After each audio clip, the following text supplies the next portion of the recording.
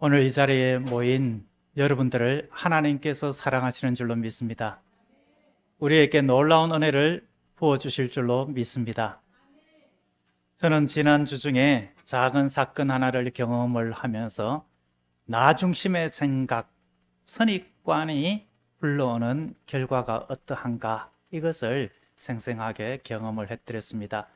주중에 인터넷에 유튜브 설교라든지 또 특송 이런 것들을 올리는 작업을 하면서 컴퓨터도 또 제 스마트폰도 원활하게 인터넷이 되지 않는 겁니다. 그래서 이 건물에 우리가 계약한 통신사가 처음이라고 해서 원활하지 않나 그렇게 생각을 하고는 이제 기사를 불러드렸습니다. 그런데 기사분이 오셔서 점검을 했는데 멀쩡한 거예요. 아니 목사님 이렇게 원활하게 고속으로 잘 터지는데 왜 안 된다고 하십니까? 그러면서 그렇게 잘 원활하게 되는 모습을 이야기를 하는 겁니다. 이 컴퓨터가 오래되면은 그럴 수도 있습니다. 이런 말씀도 하시고 목사님 보니까 창을 여러 개를 열어놓고 이렇게 작업을 하시는데 그렇게 하면은 오래된 컴퓨터에 또 작업 환경이 느려져서 인터넷이 원활하게 보내는데도 제대로 받아들이지 못해서 그럴 수도 있습니다라고 합니다. 그러면서 그러면은 내 핸드폰은 지금도 계속 이렇게 유튜브 우리 교회 유튜브를 재생하면은 계속 동그라미가 나오는 것이죠. 동글동글 거립니다. 바로 화면이 안 뜹니다. 이건 어떻게 된 겁니까? 그래요, 목사님. 제가 한번 제 핸드폰으로 해보겠습니다. 라고 하더만 그분 기사분 핸드폰은 잘 되는 거예요. 어, 똑같은 장소에 있는데 그분 핸드폰은 원활하게 잘 터지고 있고 저는 이제 잘 안 되는 겁니다. 그러면서 또 역시 이야기를 합니다. 목사님, 기종이 오래된 것 같습니다. 그렇게 생각하고 보니까 참 오래되었거든요. 그렇구나. 인터넷 이 환경, 이런 것이 문제가 아니라 내가 가진 이 핸드폰과 컴퓨터가 문제였구나. 그런데도 나는 내 문제다. 이것은 생각하지 않고 이 통신사의 문제다. 통신사가 왜 이렇게 좀 제대로 못 해주는가. 이렇게만 원망을 했구나. 이런 생각이 들었습니다. 그래서 기사님께 아이고, 제 쪽에 문제가 있었는데 괜히 오시게 했는가 봅니다. 아이고, 미안합니다 하니까 그럴 수도 있습니다. 라고 하면서 그렇게 지나갔습니다. 그 순간 제가 드는 생각이 있었습니다. 하나님께서 나에게 신호를 아주 강력하게, 원활하게 잘 보내주시는데, 내 쪽이 문제가 있어서, 내가 문제가 있어서, 하나님께서 주시는 신호를 받지 못하고 있는 것은 아닌가. 버퍼링이라고 하죠. 버벅대는 것. 그런 모습이 있는 것은 아닌가. 그리고, 나 중심의 생각과 선입관을 가지고 다른 사람의 모습을 보고 어떤 일을 내가 판단한 적은 없는가? 내 눈에 들보가 있으면서 다른 사람의 눈에 티끌을 빼라라고 말하고 있었던 것은 없는가? 이런 것을 돌아보았습니다. 여러분은 어떻습니까? 살아가면서 이와 같은 경험을 한두 번쯤은 경험을 했을 것입니다. 그런데 작은 일일 경우에는 저처럼 조금만 미안하면 되고 조금만 부끄러우면 지나갈 일입니다. 그런데 하나님의 말씀이 여기 있다라고 할 때에 지금 이 하나님의 말씀과 달리 내 생각은 전혀 엉뚱한 곳을 향하고 바라보고 있고 나 중심으로 말씀을 왜곡하고 그렇게 적용한다라면은 그것은 참으로 다른 이야기입니다. 하나님의 은혜와 예비한 복을 받아 누리지 못할 수가 있는 것이죠. 그런데 이보다 더 심각한 것이 있습니다. 믿지 않는 분들의 경우입니다. 성경을 통하여서 구원의 길은 분명하게 제시되어 있습니다. 오직 예수 그리스도를 통한 구원, 그 외에는 없습니다. 십자가의 보혈의 공로를 의지하지 않고서는 결코 구원을 얻을 수가 없습니다. 그런데 어떻습니까? 자기 방식, 자기 생각대로 구원을 얻을 길이 있다라고 여기면서 자기 마음대로 살아가면서 복음을 거부하고 살아가는 분들, 끝까지 죽는 순간까지 복음 앞에 나오지 아니하는 분들은 어떻게 되겠습니까? 마지막 날 재판장 되신 예수 그리스도 앞에 설 때에 단순하게 부끄러움 정도만 아닙니다. 그때는 영원한 형벌을 받게 됩니다. 예수님께서 그것을 두고 이렇게 말씀하셨죠. 거기서 슬피 울며 이를 갈리라. 바깥 어두운 데 내어 쫓아라. 거기서 슬피 울며 이를 갈리라 라고 했습니다. 그 어두운 곳은 영원한 불과 유황이 타는 불못입니다. 그곳에서 이가 갈리도록 울부짖으며 슬피 울고 고통당한다라고 말씀하신 것입니다. 본문은 이러한 모든 말씀을 다 포함을 하고 있습니다. 본문을 보면은 바리새인들은 하나님의 나라에 대한 선입견을 가지고 자기들 중심으로 생각하며 예수님을 떠보고자 물었습니다. 하나님의 나라가 어느 때에 임하겠습니까? 이들이 생각하는 하나님의 나라는 육신적인 것입니다. 당시 로마의 식민지 지배하에 있었습니다. 그래서 로마의 압제로부터 유대가 독립을 이루고 유대인들의 왕국을 건설하는 것, 그리하여서 부강하고 권세를 누리면서 살아가는 정치적인 나라, 그것을 그들은 하나님의 나라라고 생각을 했습니다. 그런 때가 언제쯤 올 것인가? 예수님이라는 이 선생은 어떻게 말하는가? 이렇게 떠보고자 물었던 것입니다.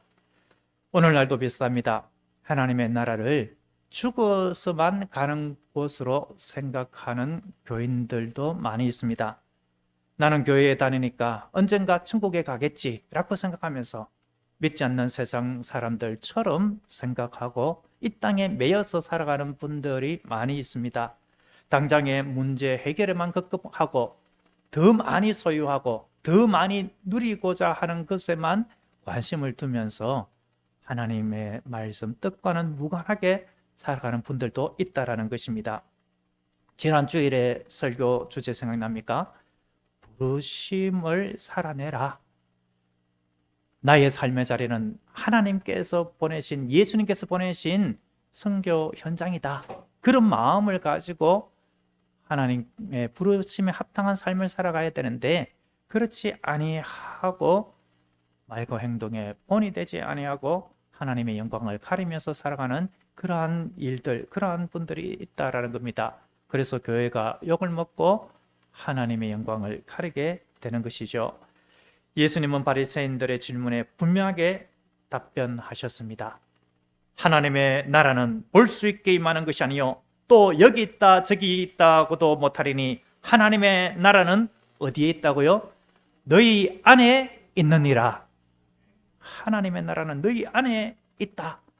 여러분, 이 말씀의 뜻이 무엇이겠습니까? 여기서 너희 안에 있다라고 할 때 너희 안, 이것은 너희 가운데에 있다, 이렇게 이해를 하면 됩니다. 먼저 이 말씀의 의미는 첫 번째로 하나님의 나라가 이미 임했다라는 말씀입니다. 한번 따라서 보겠습니다. 하나님의 나라는 이미 임했습니다. 언제 임했겠습니까? 2000년 전에 예수님께서 이 땅에 오셨을 때에 예수님께서 하나님의 아들이심을 믿고 예수님을 마음에 모신 자, 그들 속에 이미 하나님의 나라가 임한 것입니다.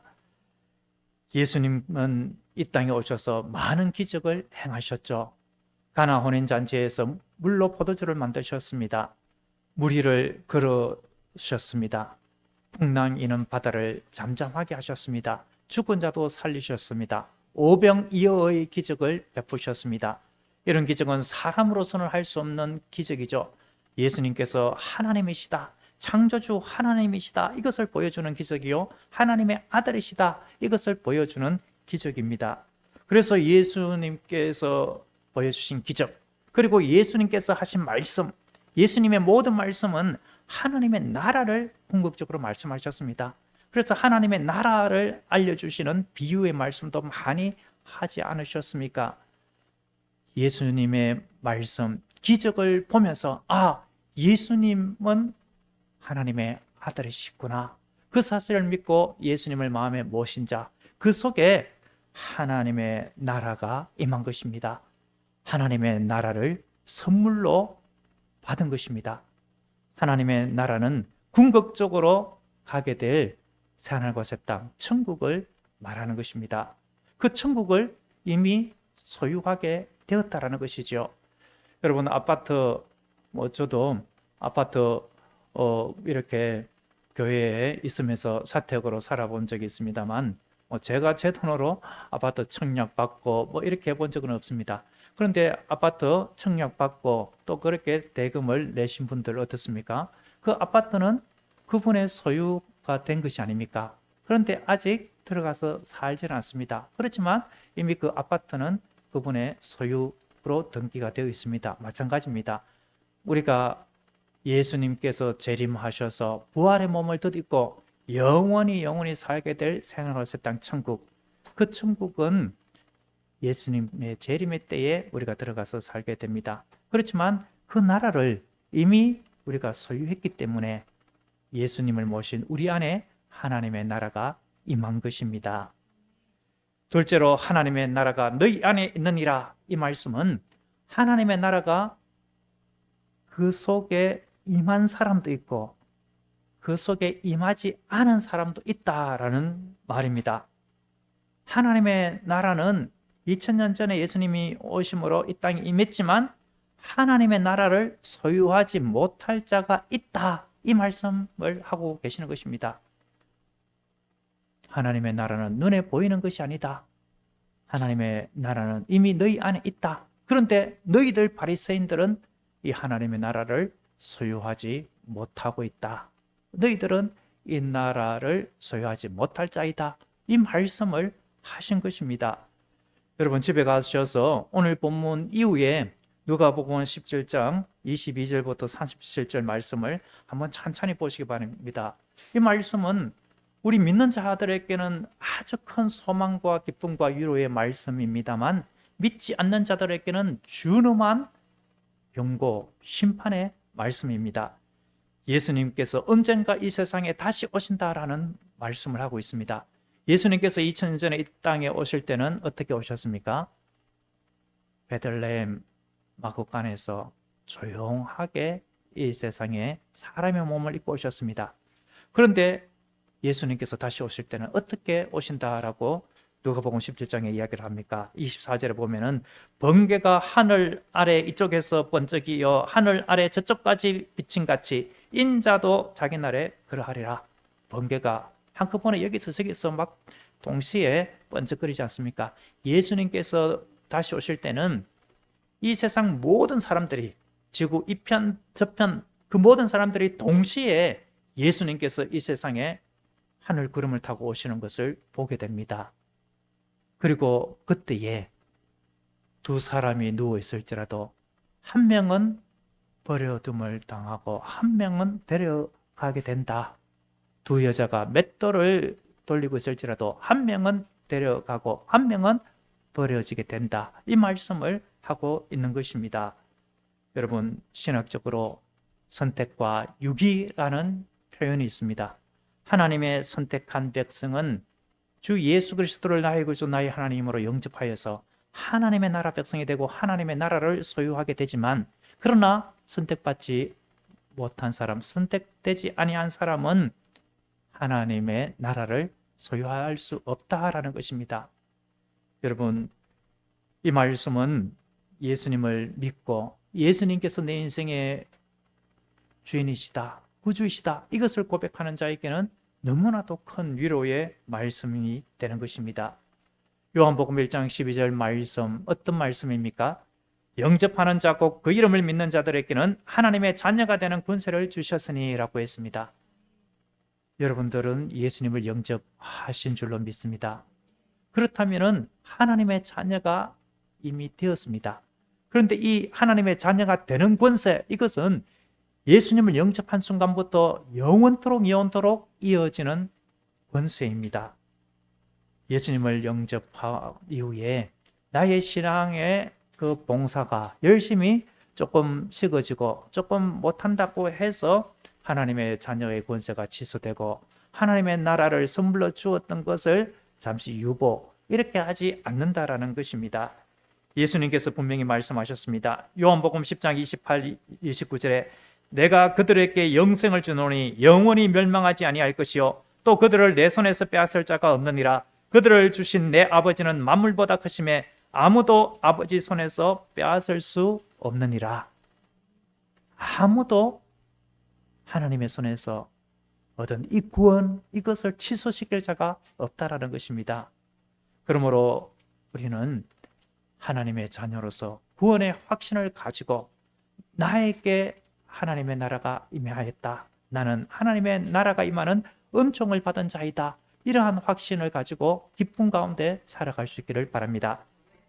세 번째로 하나님의 나라가 너희 안에 있다라는 말씀은 하나님의 나라는 진행 중에 있다라는 말씀입니다. 한번 따라서 해보겠습니다. 하나님의 나라는 진행 중에 있다. 진행 중에 있다라는 것은 완성의 때가 있다라는 것이죠. 완성의 때는 아까 말씀드린 것처럼 예수 그리스도의 재림의 날입니다. 그 재림의 날을 향하여서 하나님의 나라는 계속 진행되는 것입니다. 마지막 구원 얻을 그 한 사람이 주님께로 돌아오는 그때에 예수님께서 이 세상에 오십니다. 그렇다면은 우리는 하나님의 나라가 진행 중에 있다면은 진행 중에 있는 이 하나님의 나라를 우리의 삶 속에서 드러내고 확장시켜 가야 할 줄로 믿습니다. 하나님의 나라를 우리의 삶 속에서 드러내고 확장한다. 어떻게 드러내고 확장한다라는 것입니까? 하나님의 나라는 눈에 보이지도 않는데 어떻게 하나님의 나라를 확장시킬 수 있다라는 것입니까? 조금 이해하기가 힘들죠. 하나님의 나라를 여기 있다, 저기 있다 이렇게 생각해서 될 것이 아니고 하나님의 나라가 어떤 것이다, 눈으로 볼 수 있는 것으로 생각해서는 안 된다라고 예수님께서 하셨죠. 하나님의 나라는 따라서 해보겠습니다. 통치의 개념이다. 하나님의 주권, 하나님의 통치가 미치는 그 영역, 그 모든 공간, 삶이 하나님의 나라인 것입니다. 예수님을 믿는다라고 하면서도 그 가운데 예수님께서 나의 삶의 주권자다, 이것을 인정하지 아니하고 하나님의 말씀의 통치를 받기를 거부하고 거절하면서 내 마음대로 살아간다라고 한다면은, 그런 교회라면은 많은 교인들이 있어도 그곳은 하나님의 나라가 아닌 것이죠. 세상 나라의 모습이죠. 예수님을 믿는 가정이라고 하면서도 예수님의 주권을 인정하지 않으려고 내 생각, 내 뜻대로만, 내 욕심대로만 살아가려고 하면은 그곳이 하나님의 나라가 임한 것도 아니요, 하나님의 나라가 그 속에서 펼쳐지는 것도 아닌 것입니다. 그런데 내가 거하는 삶의 터전에서 이곳에 하나님이 계십니다. 이곳의 주인은 우리 하나님이십니다. 우리 가정의 주인, 보주는, 세대주는 예수님이십니다. 이 사업장의 주인은 우리 주님이십니다. 주님께서 무엇라고 말씀하십니까? 오늘 하루 살아가는 나의 삶 속에서 주님께서 나에게 요구하고 원하시는 말씀이 무엇입니까? 이 상태에서 내가 지금 어떻게 행동하기를 원하십니까? 그러면서 주님의 뜻과 말씀대로 살아가는 그런 모습들이 하나님의 나라를 삶으로 드러내고 확장시켜 가는 모습입니다. 그렇다면 구체적으로 하나님의 나라를 삶으로 확장하려면 어떻게 해야 하겠습니까? 예수님을 주님으로 인정하는 삶을 살아가야 할 줄로 믿습니다. 주님, 키리오스라는 이 단어의 뜻을 제가 몇 번 설명을 드렸죠. 주님이라는 이 단어 속에는 어떤 뜻이 있다고 했습니까? 먼저 하나님, 그리고 왕, 또요 주인이라는 뜻이 있다고 했습니다. 우리의 삶 속에서 내 인생에 하나님이 나의 모든 삶을 주관하신다. 나의 인생의 주인은 예수님이시다. 내 인생의 왕자에 우리 주님께서 계신다. 이것을 인정하는 삶을 살아가게 되면 주님을 높이는 모습이 일어나게 되겠죠.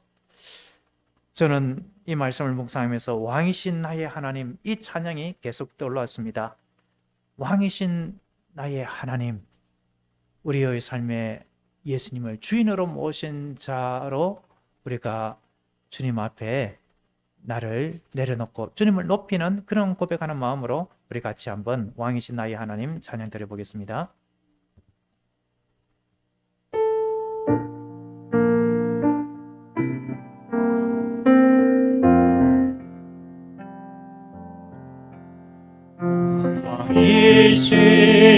나의 하나님,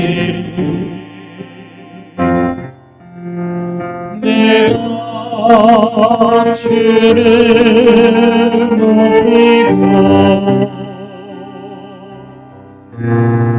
영원히 주의 이름을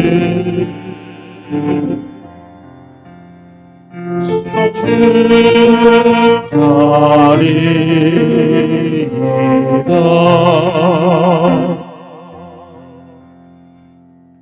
그렇습니다.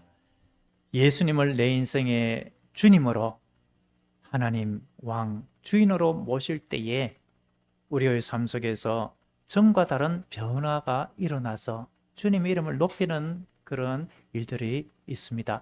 저도 주중에 주차를 하면서 이 앞에 둔치 주차장에 주차 무료로 할 때가 잘 없고, 그렇게 해서 또 평상시에 주차를 무료로 했던 저 시외 버스 터미널 뒤쪽에 주차를 하려고 갔더랬습니다. 그런데 주중에 한 번은 저도 다른 사람들이 일렬로 주차한 옆에 이중으로 2열 이중 주차라고 하죠. 그 옆에다가 주차하던 차들이 쭉 있어서 나도 저 틈에 못해도 다 되는 거니까 첫째 열에 주차한 사람이 나중에 나오기가 조금 불편할 수 있지만 그래 다 그렇게 되는데 하고 되었더랬습니다. 그런데 그 다음에 제가 또 그 자리를 되려고 갔다가 마음에 걸림이 있었습니다. 예수님을 내 인생의 주님으로 인정을 한다면 주님께서 이 상황에서 교회 스티커가 타 있는 이 차를 이곳에 내가 대도록 그렇게 주님께서 허락하시겠는가? 교회 차가 이렇게 이중으로 되어 가지고 빠져나오기 참 불편하겠네, 이런 소리를 하지 않겠는가, 이것이 걸렸습니다. 그래서 그래, 내가 그렇게 하면은 예수님께, 하나님께 영광 돌리는 것이 아니라 수치를 돌리는 일이 되겠다 싶어서 보건소 뒤에 공영주차장에 대고 15분 거리를 걸어서 왔더랬습니다. 제가 이렇게 말씀을 드리는 것은 예수님을 주님으로 인정하는 삶을 살아가고자 우리가 늘 생각한다면은 저처럼 때로는 주님의 영광을 가리는 그런 모습을 보이다가도 내가 이렇게 해서는 안 되지 라고 다시금 마음을 가다듬고 우리 주님의 이름을 높이는 그러한 삶으로 변화할 수 있다는 것을 말씀드리기 위함입니다. 둘째로, 하나님의 나라를 삶으로 확장하는 것은 언어, 태도, 습관 속에서 변화와 성숙을 도모하는 것입니다. 한번 따라서 해보겠습니다. 언어, 태도, 습관에서 변화와 성숙을 도모하자. 우리가 설교 후에 부를 찬송 288장 가사 후렴에 이것이 나의 간증이요 이것이 나의 찬송일세라는 가사가 있습니다. 예수님을 구주로 모시고 살아가는 자, 예수님을 주인으로 모시고 살아가는 자는 거듭난 자요, 그 하나님의 백성은 하나님의 나라의 영광을 보게 된다, 이런 가사가 앞에 있죠. 그러면서 이것이 나의 간증이다, 이것이 나의 찬송이다 라고 했습니다. 여러분, 이러한 간증은 우리의 언어에서, 우리의 태도와 습관에서 주님을 닮아갈 때에, 변화와 성숙을 이룰 때에 믿지 않는 사람들에게도 분명히 이러한 간증이 들어 먹히게 될 것입니다. 우리의 언어는 다른 사람에게 상처를 주고 다른 사람을 무시하고 배려하지 아니하고 양보하지 아니하는 언어를 사용하면서 우리의 태도와 습관은 하나님의 백성답지 못하는 삶을 살아가면서 야, 나는 예수님을 구주로 영접하였으니 참 이것이 복된 일입니다. 그러니 당신도 예수님을 믿고 하나님 나라 백성 되면 좋겠습니다. 이렇게 말을 할 때에 과연 그것이 들어먹히겠느냐라는 것입니다. 여러분, 주부의 적용으로 적은 내용처럼 하나님의 나라를 우리는 단순히 미래의 사건으로만 여기고 있는 것은 아닙니까? 예수님을 진정으로 내 인생의 주님으로, 하나님으로, 주인으로, 왕으로 인정하며 살아가고 계십니까? 그렇다면은 하나님의 나라가 이미 내 안에 임했다. 이 사실을 확신할 수 있기를 바랍니다. 이것은 그 어떤 누구도 빼앗을 수 없다.